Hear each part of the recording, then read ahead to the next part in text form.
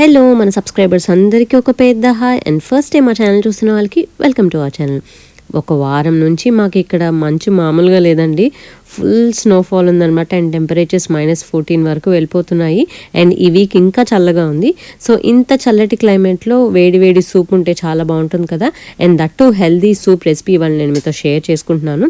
Chicken soup చేసినాను, పిల్లలకి కూడా బాగా నచ్చుతుందండి.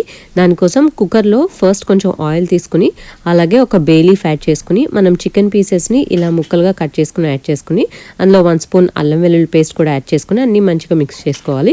చికెన్ థై పీసెస్ అయితే బాగుంటాయి. అలాగే ఇప్పుడు ఇందులో పెప్పర్, కొంచెం వాటర్ కూడా యాడ్ చేసుకుని కుక్కర్ మూత పెట్టుకుని మనం ఒక 3 విజిల్స్ వచ్చే వరకు ఉడికించుకోవాలి. ఒక 3 విజిల్స్ తర్వాత మూత తీసి చూస్తే మనకి చికెన్ చక్కగా ఉడికిపోతుంది అనమాట. చూసారు కదా, పర్ఫెక్ట్గా కుక్ అయింది. ఇప్పుడు దీన్ని ప్లేట్లో తీసుకుని పక్కన పెట్టుకుందాం. ఇప్పుడు ఈ చికెన్ని మనం పొడవుగా చిన్న పీసెస్గా షెడ్ చేసుకోవాలి. సో ఇలా 2 ఫోర్క్స్ యూస్ చేసుకుంటే మనకి చక్కగా పొడవు పీసెస్లా వస్తాయి, సూప్లోకి బాగుంటాయి. అండ్ మనం చికెన్ ఏ గిన్నెలో అయితే ఉడకబెట్టామో అదే గిన్నెలో ఇప్పుడు మనం షెడ్ చేసుకున్న చికెన్ పీసెస్ని కూడా యాడ్ చేసుకుని ఇప్పుడు ఇందులో కొంచెం చికెన్ బ్రాత్ కూడా యాడ్ చేసుకోవాలి. ఇది యాడ్ చేసుకోవడం వల్ల మంచి టేస్ట్ వస్తుంది అండ్ చాలా హెల్దీ కూడా.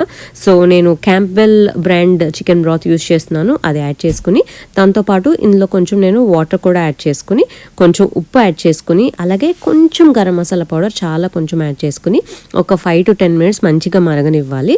అండ్ తర్వాత ఇందులో నేను స్ప్రింగ్ ఆనియన్స్ కొంచెం యాడ్ చేస్తున్నాను. ఇప్పుడు దీన్ని ఒక 10 నిమిషాలు మనం మరిగించుకుంటే ఎంతో టేస్టీగా ఉండే చికెన్ సూప్ రెడీ అయిపోతుందండి. ఇది చాలా హెల్దీ కూడా.